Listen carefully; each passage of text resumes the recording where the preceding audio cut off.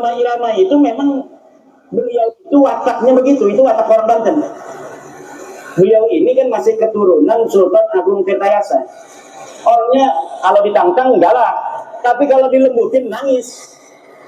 Itu ciri-ciri keturunan Sultan Banten. Jadi kalau ditantang-tantang, ya makin galak. Tapi kalau misalnya tersentuh hatinya, jangankan lagi masalah yang besar, masalah kecil aja ngobrol begini ini bisa nangis kalau orang Banten. Ini kalau umpamanya Lebaran itu ya enggak salah-salah banget rasanya kemarin, tapi nangis semua kalau kita salaman itu sama keluarga. Ada sepupu saya kalau jadi imam ngegerung-gerung, kalau ngobrol tersentuh sedikit ngobrol langsung nangis. Kemarin itu Roma itu Raja Dangdut terharu, dia diundang oleh LDNU, dia tidak tahu kalau ada Habib di situ. Diundang oleh LDNU untuk memberikan kisah bagaimana dakwah beliau dengan musik. Nggak tahu kalau ada Habib. Nah ternyata Habibnya nggak marah. Kan Roma Irama itu setelah beliau mengundang saya dicaci maki oleh Habib-Habib. Kata Roma Irama, saya tidak percaya ente itu cucu Nabi, tapi bukan memutuskan persahabatan. Kita tetap sahabat. Beliau ini sahabatnya Rizik Syihab. Beliau ini sahabatnya para Habib-Habib. Saya hanya tidak percaya kamu cucu Nabi saja. Kalau berteman kita biasa. Yang namanya mengakui cucu Nabi atau bukan itu bukan rukun iman kok. Saya hanya tidak percaya kamu cucu Nabi, tapi kita tetap bersahabat. Tetapi Rizik Syihab nggak mau, malah mencaci maki. Bahar Smith malah mencaci maki. Nah, ketika ada Habib itu di PBNU yang hadir, baik sekali adabnya, terharu itu. Bang Haji Roma Irama terharu nangis. Karena beliau, saya kan pernah beberapa kali ngobrol. Ya kadang-kadang ngobrol sama saya nangis juga. Ngambil tisu. Ya begitu orang yang berhati lembut. Orang berhati lembut itu gampang tersentuh hatinya. Makanya Bang Haji Roma Irama itu maunya begitu. Saya batalkan nasab ente, tapi kita bersahabat. Yang biasanya minjemin marawis, ya kita minjeman lagi. Yang biasanya kita ngobrol, kita tetap ngobrol. Yang biasanya kita ini adalah kerja bareng, kita kerja bareng. Yang biasanya bisnis bareng, kita bisnis bareng. Yang udah kabel punya mantu Balawi, enggak apa-apa, jangan suruh cerai. Kita hanya tidak percaya mereka cucu Nabi. Bukan berarti kita memutuskan segalanya. Itu memang yang diungkapkan oleh Bang Haji Roma Irama. Cuma di framing. Coba lihat itu framingnya. Bang Haji bertobat. Dengerin apa yang diomongin Bang Haji. Apa benar dia ngomong bahwa Balawi sekarang cucu Nabi? Tidak ada. Itu hanya framing-framing.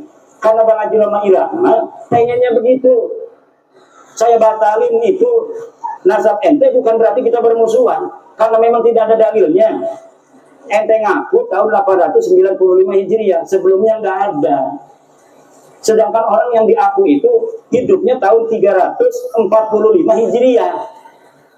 Nah, di dalam tahun 345 Hijriah sudah ada kitab nasab, keturunan Nabi dicatat semua, tapi ente nggak ada.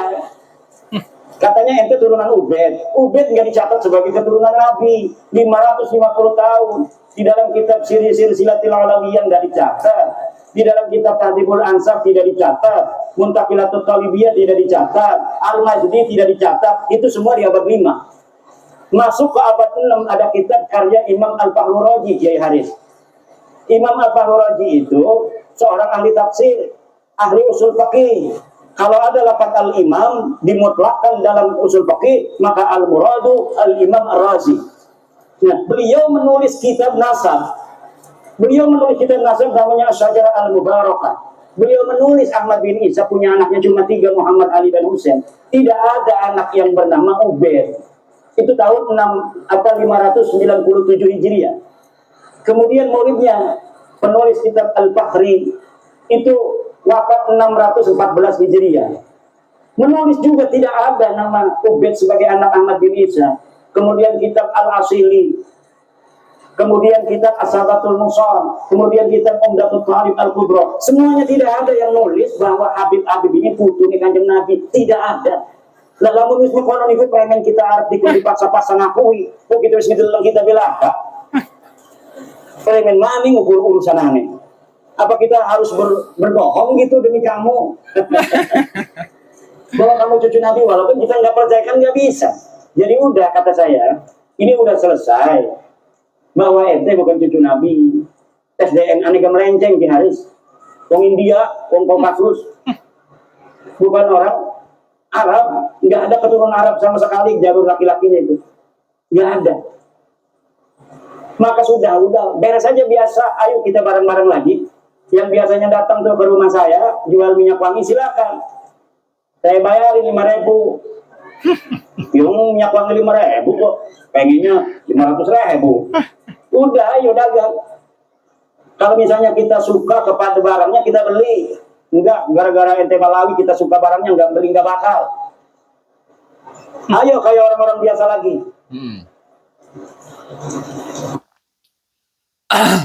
Itu ya.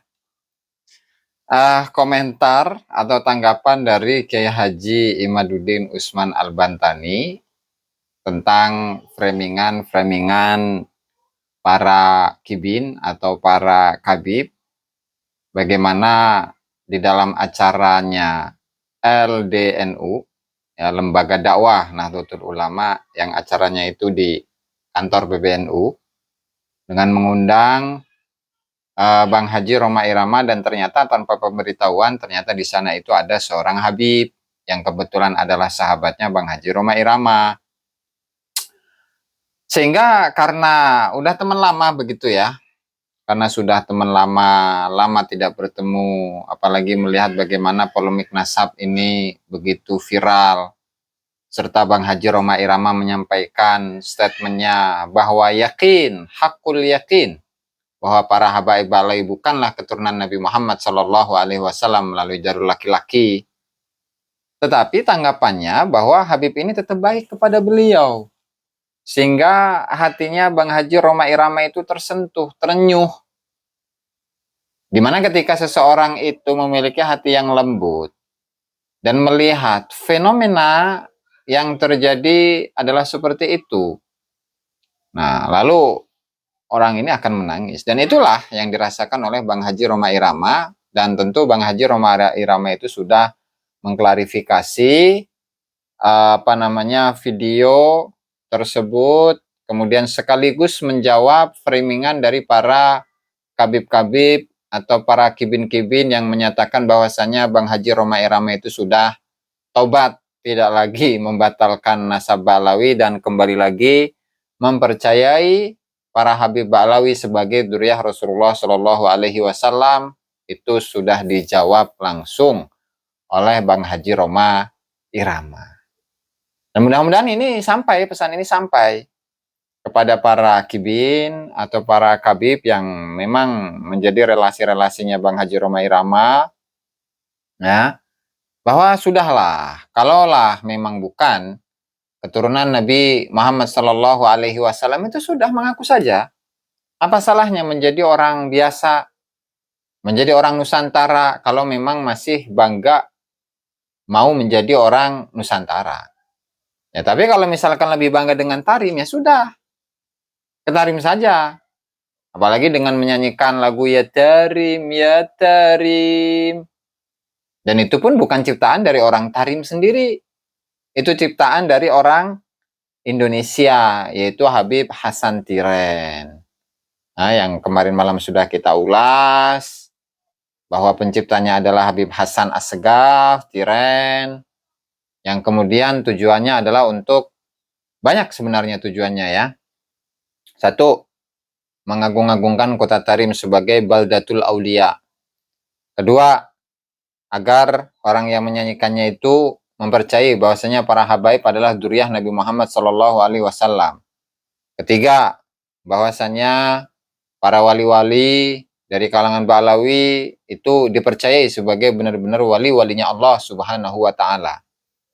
Kemudian yang berikutnya itu, ya, bahwasanya wali-wali dari kalangan mereka itu melebihi wali yang ada dimanapun.